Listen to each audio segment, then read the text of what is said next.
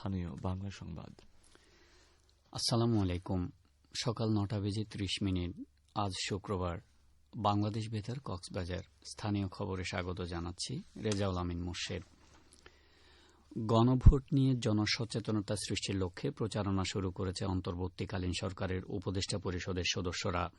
প্রধান উপদেষ্টার press wing এক সংবাদ বিজ্ঞপ্তিতে এ বিষয়ে জানায়, নির্বাচন মনিটরিং ও সহায়তা প্রদান সংক্রান্ত দায়িত্বপ্রাপ্ত উপদেষ্টা পরিষদের সদস্যরা গতকাল 15 জানুয়ারি থেকে এই প্রচার কার্যক্রম শুরু করেছেন।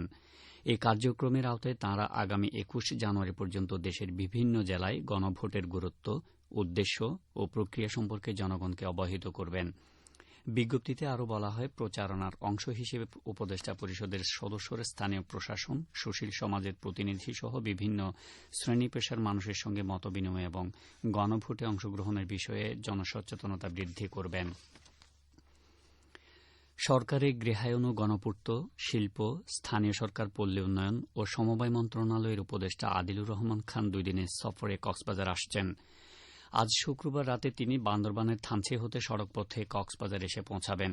শনিবার সকালে গণভোটের কার্যক্রম সংক্রান্ত সভায় যোগদান শেষে উখিয়ার ওমনি প্রসেসর প্ল্যান্ট, বহুমুখী কমিউনিটি এবং পরিষেবা কেন্দ্র, এডিবির সহায়তায় স্থাপিত মিনি পাইপড ওয়াটার সাপ্লাই সমন্বিত বর্জ্য ব্যবস্থাপনা প্রকল্প পরিদর্শন করবেন। এরপর পালংখালী রেইন ওয়াটার রিজার্ভার প্রকল্প পরিদর্শন শেষে বিকেলে কক্সবাজারের বাঁকখালী নদীর উপর প্রস্তাবিত রাবার ড্যাম ও অস্থায়ী বাঁধ নির্মাণ কাজ পরিদর্শন করবেন। একই দিন সন্ধ্যায় উপদেষ্টা আকাশপথে ঢাকায় ফিরবেন বলে উপদেষ্টার একান্ত সচিব আকন্দ মোহাম্মদ ফয়সাল উদ্দিন স্বাক্ষরিত সফরসূচিতে জানানো হয়েছে। নির্বাচন কমিশনার আবুল ফজল মোহাম্মদ সানাউল্লাহ বলেছেন, প্রবাসী বাংলাদেশিদের জন্য প্রথমবারের মতো চালু হওয়া পোস্টাল ব্যালটে ভোট প্রদানে কেউ অনিয়ম বা জালিয়াতি করার চেষ্টা করলে তার বিরুদ্ধে কঠোর ব্যবস্থা নেওয়া হবে।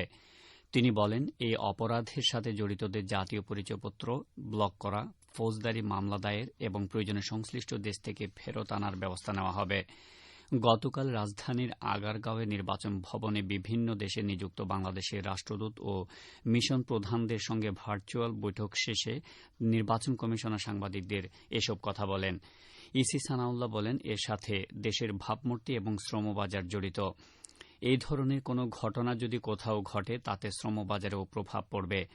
নির্বাচনী আচরণবিধি লঙ্ঘনের অভিযোগ প্রসঙ্গে তিনি বলেন, যাদের কোনো অভিযোগ আছে তারা রিটার্নিং কর্মকর্তার কাছে বা কমপ্লেইন ম্যানেজমেন্ট সিস্টেমে অভিযোগ করতে পারবেন।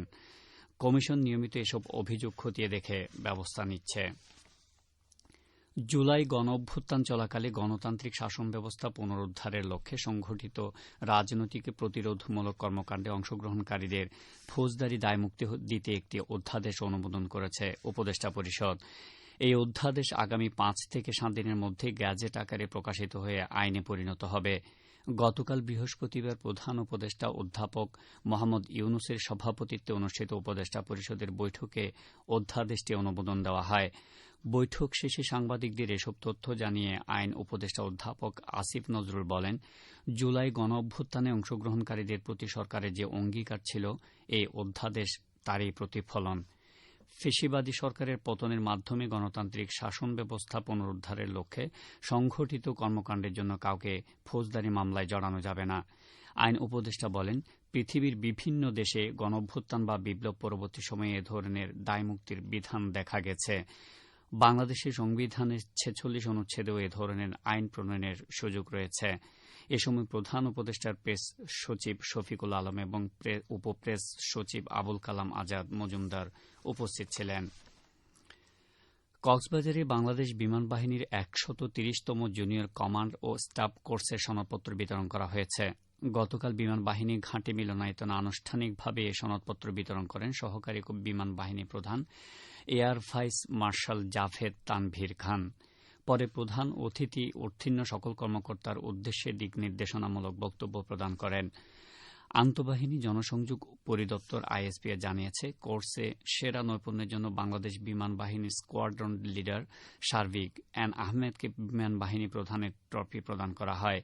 এই কোর্সে দেশ ও বিদেশের বিমান বাহিনীর 39 জন কর্মকর্তা অংশগ্রহণ করেন। সমাপনী অনুষ্ঠানে বিমান সদরসহ ঘাঁটির ঊর্ধ্বতন কর্মকর্তা, প্রশিক্ষক ও অতিথিরা উপস্থিত ছিলেন। ঈদগাঁও উপজেলার ঈদগাঁও বাজারে কয়েকটি কাপড়ের দোকানের দেশি পণ্যকে বিদেশি পণ্য বলে বিক্রি করায় ৩৬,০০০ টাকা অর্থদণ্ড দিয়েছে ভ্রাম্যমাণ আদালত। গতকাল ভোক্তা অধিকার সংরক্ষণ আইনে দিনব্যাপী অভিযান পরিচালনা করা হয়। অভিযানে কয়েকটি কাপড়ের দোকানকে মিথ্যা তথ্য দিয়ে পণ্য বিক্রির অভিযোগে জরিমানা করা হয়। অভিযান পরিচালনা করেন জেলা প্রশাসনের সহকারী কমিশনার ও নির্বাহী ম্যাজিস্ট্রেট মোহাম্মদ কামরুল ইসলাম। নির্বাহী ম্যাজিস্ট্রেট জানান, জনস্বার্থে এই অভিযান চলমান থাকবে। মিয়ানমারে পাচারকালে বিপুল পরিমাণ নিত্য প্রয়োজনীয় দ্রব্য ও খাদ্য সামগ্রী সহ ১০ জন পাচারকারীকে আটক করেছে কোস্টগার্ড। কোস্টগার্ডের মিডিয়া কর্মকর্তা লেফটেন্যান্ট কমান্ডার সিয়াম উল হক স্বাক্ষরিত এক প্রেস বিজ্ঞপ্তিতে গতকাল এ তথ্য নিশ্চিত করে জানানো হয়, ১৫ জানুয়ারি মধ্যরাতে গোপন সংবাদের ভিত্তিতে কোস্টগার্ড জাহাজ জয় বাংলা সেন্ট মার্টিনের ছেঁড়া দ্বীপ সংলগ্ন দক্ষিণ পশ্চিম সমুদ্র এলাকায় একটি বিশেষ অভিযান পরিচালনা করে।